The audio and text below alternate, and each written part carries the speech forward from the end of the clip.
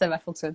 Bon, bah Ouais. écoutez, bienvenue dans ce nouveau Flash Terroir. Donc ce matin, je suis très contente de recevoir Laura Ayot, qui est vigneronne et maman aussi, dans le Luberon, au domaine Laura Ayot. Et donc, bah, on devait être dans les vignes, mais justement, on dépend un petit peu, enfin, tu dépends aussi un petit peu du temps et du climat. Donc, au final, Bah, ça avec se la fait pas. météo, j'ai changé un peu le planning, ouais. Ouais, Ouais. ouais, ok, bah, c'est Ouais. normal. Bon, bah, écoute, je voulais que tu nous racontes un petit peu ton parcours. Alors, qu'est-ce qui t'a mené de la restauration à reprendre un domaine viticole? C'est quand même pas mal, assez courageux et un peu fou, en fait, quand même. Oui, ça paraît un peu fou pour la plupart des gens, mais la façon dont ça s'est passé, c'était une évidence et j'avais plus trop le choix que de faire comme ça, vu que c'est une vraie rencontre, le vin pour moi. Ouais, Donc effectivement, j'étais restauratrice sur Aix-en-Provence avec mon conjoint et un joli petit restaurant qui a très bien marché, qu'on a ouvert en 2010.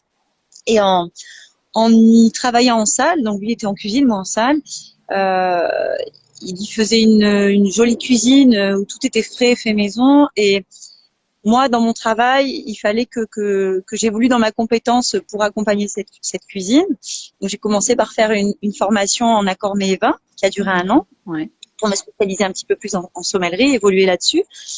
Euh, Ça s'est passé très vite et ça m'a beaucoup plu. Donc déjà là, la rencontre avec le vin, elle a été assez intense à ce moment-là. J'ai voulu continuer à apprendre. Euh, et du coup, je suis allée vers un BTS viticulture œnologie en alternance, d'accord. euh, qui pouvait me permettre d'acquérir plus de techniques et plus de connaissances sur le comment faire. Euh, et à ce moment-là, je voulais encore ouvrir un lieu qui serait une cave à manger pour pouvoir avoir encore plus de vin et voilà. En acheter encore Dans- plus, tu m'as dit, en fait. en acheter. En fait, c'est ça. En acheter encore plus. Ouais, Et j'ai eu la chance parce que bon, bah, j'ai voulu faire ce BTS pour apprendre et me nourrir en fait l'esprit, hein, avoir la connaissance. ouais, Et j'ai eu la chance de rencontrer Jean-Christophe Comor, le domaine des terres promises, où j'ai fait ma première année de BTS en alternance. d'accord. Ça veut dire que j'y étais une semaine sur deux. Hein. Euh, et lui, c'est un vigneron qui m'a laissé quand même une place particulière parce qu'il a sa façon d'envisager la vinification et le travail en équipe. Et chaque année, il prend pour vinifier une personne qui est assez peu expérimentée, voire pas. D'accord. Euh, et il l'accompagne dans la vinification et il lui laisse quand même quasiment tout faire au niveau des opérations en cave. Ça veut dire qu'au niveau de, de, de la fabrication de A jusqu'à Z, on est là dans la conception, on fait le bébé, quoi. Ouais, ouais. Vraiment, jusqu'à sa naissance, jusqu'à son accouchement. Et moi, en découvrant ça, ça a été assez fou pour moi à ce moment-là parce que je savais pas trop ce qui se passait.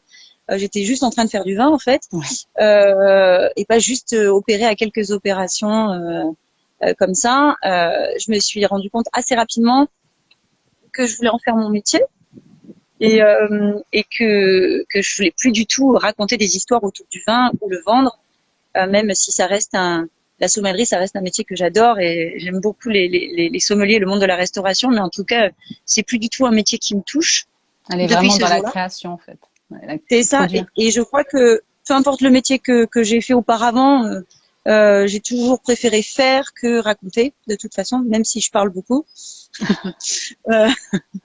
Euh, et du coup, là, ça me correspondait bien. Je revenais à ce que je suis en fait en faisant ça. Donc ensuite, j'ai continué.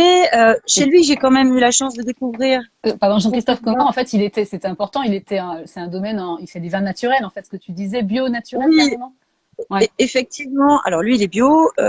Il est apparenté au monde des vins naturels. d'accord. Donc, Après, c'était un choix quand même. il aime dire qu'il fait des vins sans intrants et relativement non interventionnistes, c'est-à-dire qu'il le fait le plus naturellement possible. D'accord. Donc, toi, il y avait déjà une Voilà. volonté dans tous les cas d'aller vers ça aussi. Par défaut, ce que tu Et m'as dit, c'était dans tes gènes, en c'est fait. vrai que C'était logique. c'est vrai que lorsque je suis allée travailler chez lui, pas tout était décidé, mais Ouais, parfois la vie, elle a décidé pour nous. En fait, on fait les rencontres qui sont logiques exact. en fonction de ce que l'on est finalement. Et c'est vrai qu'il se trouve que mon alphabet du vin, je l'ai finalement appris chez lui. Et pour moi, c'est une évidence que de travailler des vins de cette manière, en fait. D'accord. Voilà, mes vins, je les fais aussi le plus naturellement possible depuis le début parce que j'ai appris là-bas et que c'est aujourd'hui, c'est comme ça que j'ai grandi, quoi, Hmm. en quelque sorte. Et bon, chez lui, c'est quand même quelqu'un qui connaît beaucoup de monde aussi. J'ai eu la chance de rencontrer beaucoup de vignerons de ce monde-là, on va dire. Et d'ailleurs, goûter beaucoup de vins. Et du coup, j'ai quand même nourri ma connaissance sur des vins différents, des vins du Nord. Moi, je suis du Sud, je viens du Luberon, donc j'ai quand même un palais du Sud Ouais. au départ. Des vins plus chargés, C'est ça, plus dense, plus denses. plus riche, plus voilà. Et du coup, j'ai rencontré beaucoup de vignerons qui, par la suite et encore aujourd'hui, m'aident énormément, qui sont mes amis aujourd'hui. C'est pas un détail ça, parce que j'ai commencé tard. Ça va relativement vite pour moi, même si jamais rien n'est acquis et que j'ai encore tout à bâtir. Bien sûr. Mais si ça va vite, c'est aussi grâce à ces gens-là, quoi. D'accord. C'est important pour moi toujours de le dire. Voilà. Donc deuxième Bien année sûr, ensuite bien sûr. en Coteau d'Aix. Je suis allée ensuite faire une vinification à Bandol. Et puis très vite j'ai trouvé ce petit fermage à la Tour d'Aigues pour commencer en 2017, 2 hectares et demi. Un ami laissait ses terres parce que lui par ailleurs en achetait. Et ce petit fermage, il appartient à une dame qui s'appelle Marie-Odile Ducrest, qui a vinifié durant sa vie, tout en étant hôtesse de l'air. D'accord. Et à cause de son âge, elle peut plus s'en occuper, donc elle m'a laissé reprendre la suite de ses vignes. Et voilà comment tout a commencé.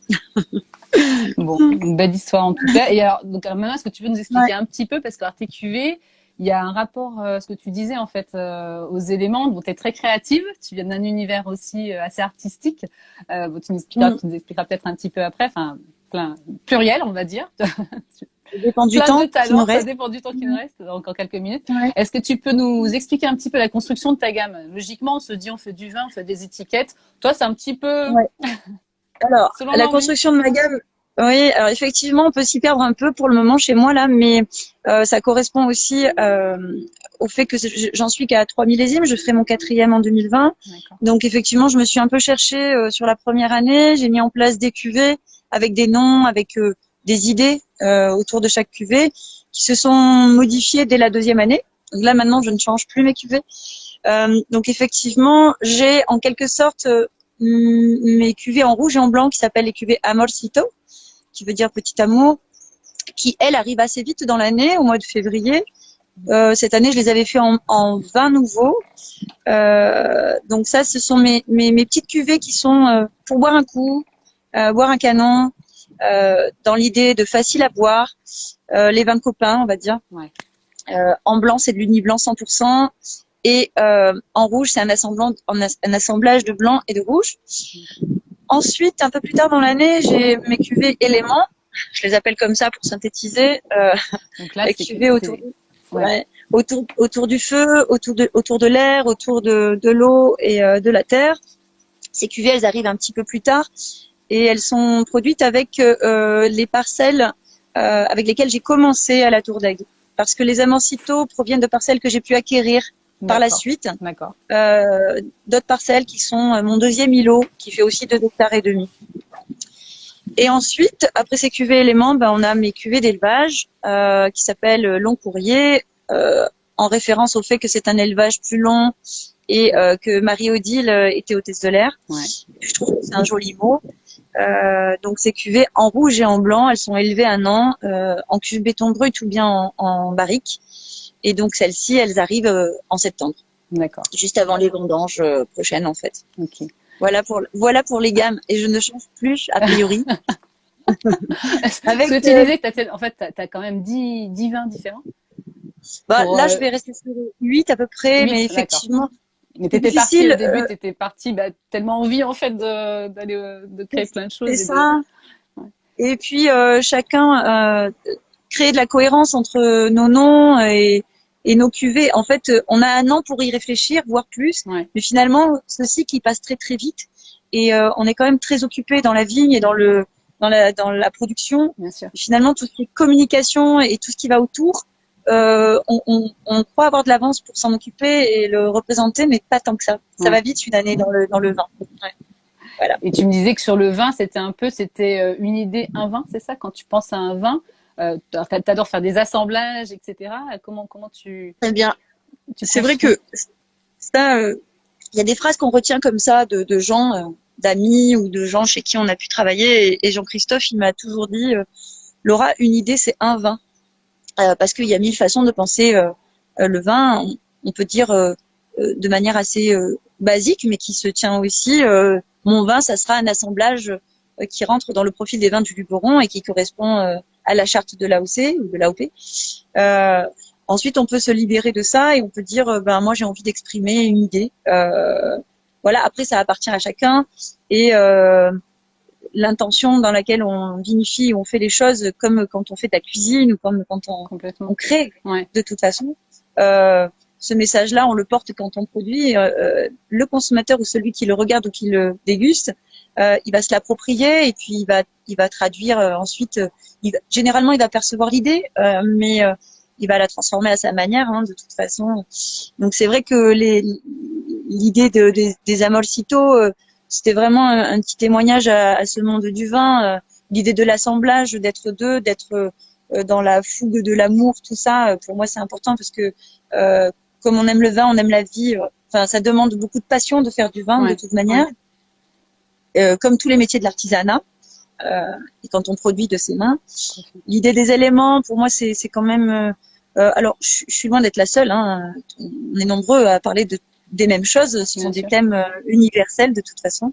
Les éléments, l'eau, la terre, l'air et le feu, bah, c'est avec ça qu'on vit, c'est avec ça qu'on travaille dans la terre, qu'on est reliés tous.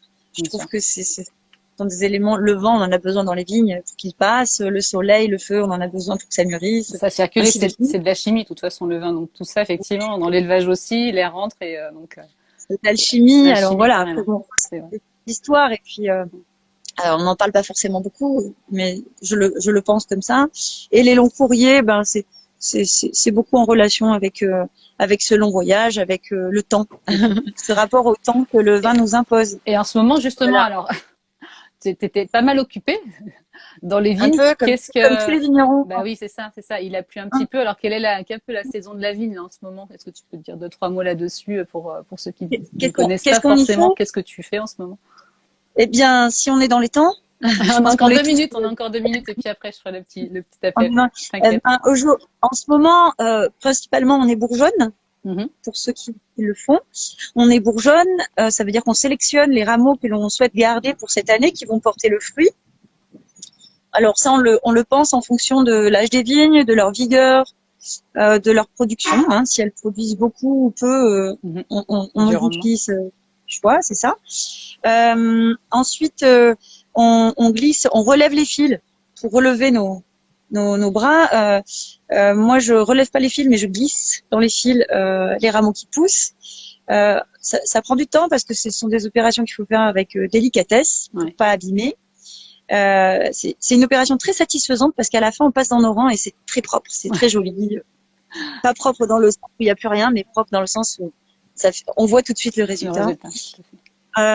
Et puis surtout là, on s'occupe de la météo 24 heures sur 24 parce que c'est une année avec une certaine pression de maladie et que les traitements, il faut les cadencer correctement, les mesurer correctement aussi, puisque là on alterne entre belle pluie, grosse pluie, 50 mm de pluie dans la nuit et de grosses chaleurs, alors pas caniculaire comme l'année dernière, mais il fait quand même chaud. C'est un peu la fête pour. Donc, il faut être en veille en fait au quotidien. En fait, c'est quand même du stress un petit peu. Il faut être en veille et puis. Moi, je travaille toute seule, donc c'est vrai que il faut vraiment que je sois capable de réagir rapidement pour l'opération qui est la plus importante tout de suite. Voilà. Bon, bah écoute, merci bien. Je suis désolée, je te coupe un petit peu, il reste plus qu'une minute. Donc, en fait, c'était juste pour dire un petit mot. Alors, j'ai te demandé une liste des revendeurs puisque tu vends pas au domaine, mais essentiellement chez les cavistes et les restaurateurs. Et alors, elle m'a dit, c'est pas possible, il faut que je les cite tous. Voilà. Donc, tu m'as dit, en fait, tu me les as listés. J'ai tout mis sur le blog. Voilà. Comme ça, vous pouvez trouver sur l'article du blog. C'est difficile de dire une personne par ville parce que vraiment, d'ailleurs, je remercie tous mes revendeurs et tous les gens qui nous haut le cœur pour les artisans vignerons, mais je dois dire qu'une personne, c'est ça. Non, pas Qui forcément. J'ai listé, c'est comme tu veux. Tu peux en donner ou pas. En fait, juste pour dire que tu revends Alors, sur Aix, Marseille, sur Paris. En sur fait, Aix, Marseille, sur Paris, sur Toulouse, beaucoup aussi. ouais, Dans d'autres villes dans le Nord, beaucoup sur Rennes aussi, ouais, bizarrement, d'accord. un peu plus loin. Sur Aix, vous pouvez trouver mes vins chez Simplement Vin, Mademoiselle Wine, la Cave Aixoise. Ok. Et je vais dire Marseille. Oui. Plus belle la vigne, la mercerie et les trois coups. Voilà. Ok. Je parle du sud. Ok. Et sur Paris, je crois qu'il y avait la cave d'Ivry aussi, dont tu m'as Alors, sur parlé. Paris, la Mais il cave y en a plein. d'Ivry, qui me parraine, et la cave des Papis aussi, beaucoup. Et il y a un nouvel endroit depuis cette année, Division de la Joie. Ok. Voilà. Bon, au Des final, Morfort. on n'a pas tout dit, mais presque. Bon. Non, Mais non, c'est non, bon. il y en a plein. Super. Ouais, Bon, ben, je te remercie, ouais. Laura. Écoute, je te prends pas plus de 15 minutes. On avait dit, on essaie de se cadrer aujourd'hui. Puis je sais C'est que rentré t'as dans les beaucoup temps, de ce qui est temps. incroyable. Hein, t'as vu Ouais. ça? Bon, on a bien. Bon, bah, écoute, à très bientôt en tout cas. Merci À très beaucoup. bientôt. Les étiquettes, vous les Merci. retrouverez sur le blog. Et puis, bah, bon courage, Laura. Puis un bon millésime pour cette année. Eh Puis la bien, prochaine fois, on fera un petit live en direct avec un verre, j'espère, hein, quand même.